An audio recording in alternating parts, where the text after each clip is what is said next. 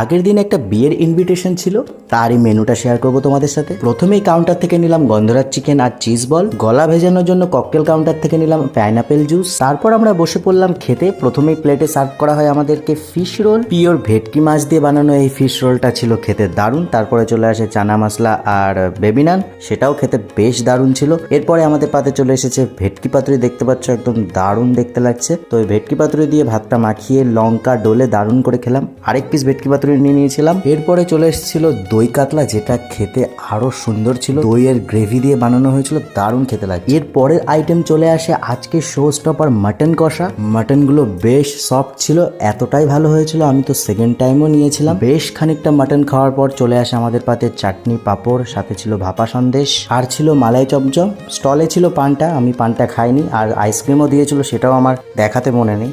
এইরকমই আরো ভিডিও দেখতে হলে করে দাও আমার চ্যানেলটা পকাত করে সাবস্ক্রাইব।